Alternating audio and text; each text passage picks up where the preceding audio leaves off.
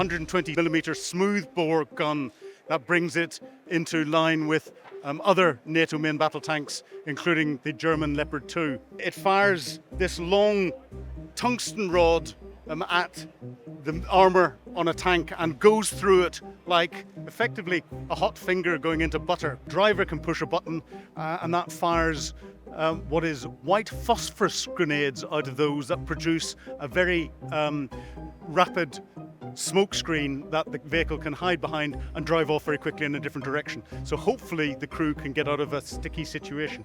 It's got mine protection underneath and the sides to deal with improvised explosive devices and mines that could explode underneath the vehicle. Vehicle may be badly damaged, the troops inside survive.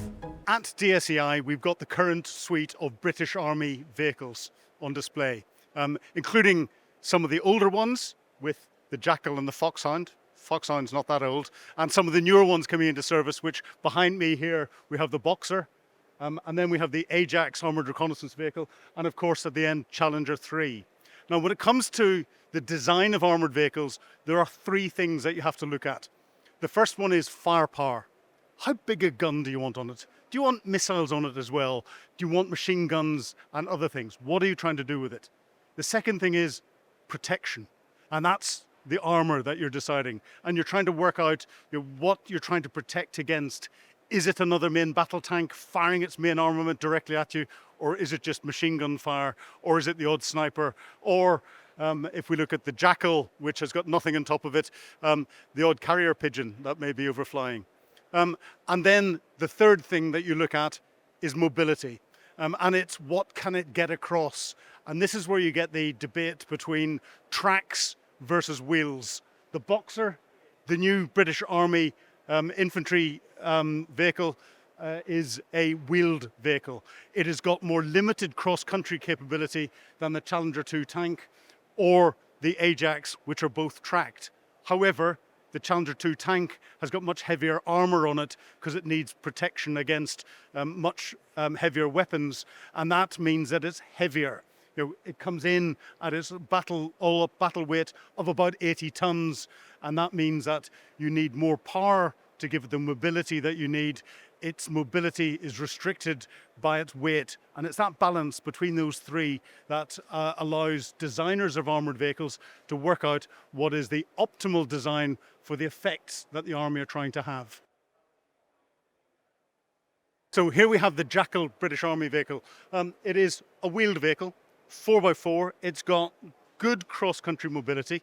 It's got mine protection underneath and the sides to deal with improvised explosive devices and mines that could explode underneath the vehicle, and is designed to protect the crew that's in it.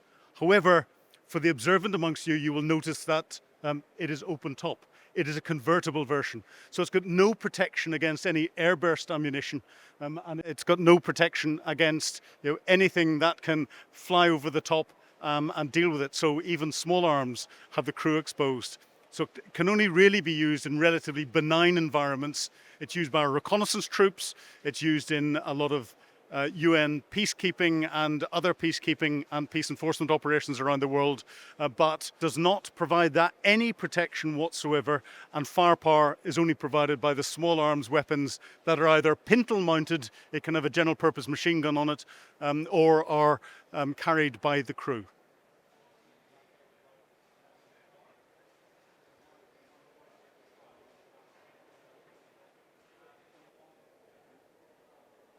As people go around armoured vehicles, they forget boring things, and most armoured vehicles have got these on them, and nobody really knows what they are. They're smoke dispensers, obscurants. So if the Jackal comes under effective enemy fire, it's got rounds coming in and it wants to hide very quickly, the driver can push a button and that fires what is white phosphorus grenades out of those that produce a very rapid smoke screen that the vehicle can hide behind and drive off very quickly in a different direction. So hopefully the crew can get out of a sticky situation. White phosphorus is contentious on the battlefield because people call it a banned chemical weapon. If it gets on your skin, it will burn through. There's a lot of criticism about Israeli use of white phosphorus. in Gaza and other operations because it is an incendiary device. But when it is used on the battlefield as an obscurant, that is perfectly legal. And just about every British Army vehicle has got these smoke dispensers all around it. And boy, when they go off, it's fun to watch.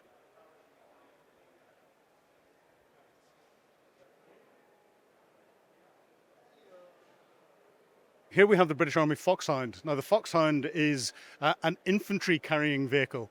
And it's a protected infantry carrying vehicle. So it's got an armoured box around it and will carry a number of infantry soldiers. This particular variant is a command variant. So there's seats in the back for two, you can squeeze 3 personnel in and 2 in the front. And the reason why I know it's a command variant is it's got all of these racks in here for different radio systems and the antenna on the roof.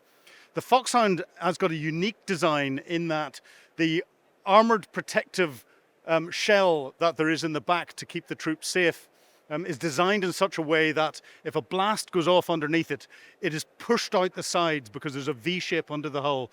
And even if wheels get blown off, that will not compromise the compartment inside. This was rushed into service because of the difficulties there were with the Snatch Land Rovers in Iraq and then Afghanistan, and is a very capable vehicle. The vehicle may be badly damaged, the troops inside survive.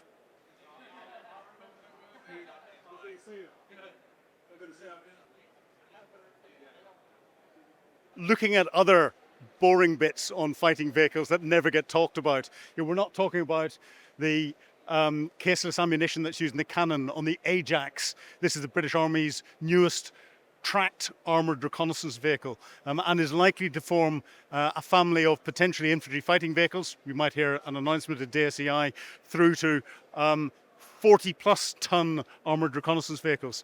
The newest vehicle connected communications-wise across the battle space. But the boring bit I want to talk to you about is if we look up on the turret, we can see the smoke dispensers I'd mentioned around the Jackal.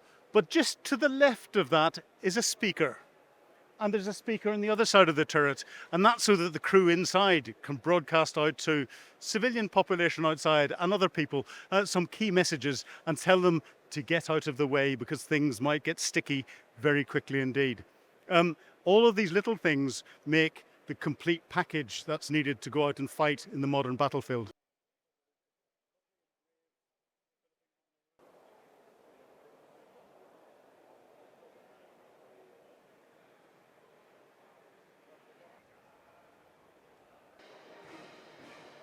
So here we have the Challenger 3 tank. This is what's replacing the Challenger 2. British Army's converting, I think it's 148, Challenger 2 to Challenger 3. That, in Ukraine terms, would last a couple of weeks with what's going on in the battlefield.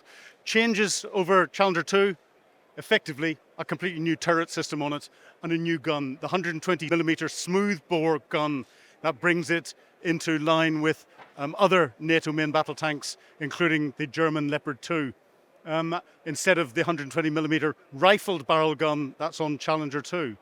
The one thing they haven't done on this, though, which is a shame, is upgraded the running gear and the power pack.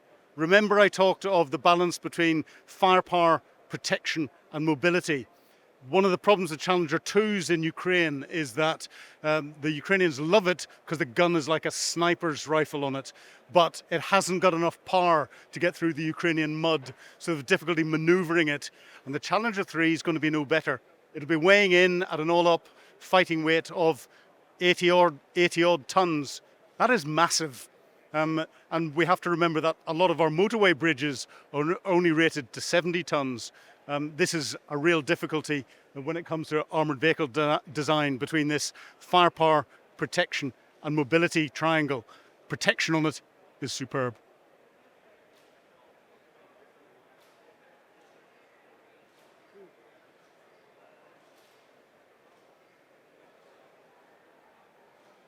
The ammunition on main battle tanks is interesting, and here we have a cutaway of an APFSDS, armour pacing, fin stabilised, discarding sabot round.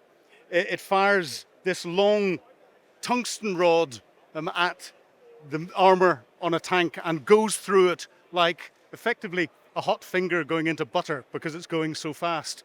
It doesn't explode. It is the sheer momentum of that penetrator going through the armour that causes the effect on the inside.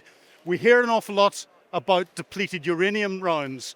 Tungsten is designed in a way to get through armour. If you want something that is slightly better and it's on different designs of rounds, you can use depleted uranium because its mass is bigger and helps you penetrate through armour in a much more efficient way. Those that say that this is a radiological weapon, it's not. Depleted is the key bit. The actual radioactivity in a depleted uranium round is lower than the background radiation you'd get from the uranium that is normally found in the ground. You've been watching Frontline with me, Philip Ingram. If you'd like access to exclusive content, please subscribe to Times Radio membership and watch us on YouTube. But you can now get us as a podcast wherever you get your podcasts from. And don't forget, you can also listen to Times Radio for the latest updates on global affairs and read about them at thetimes.com. Thank you.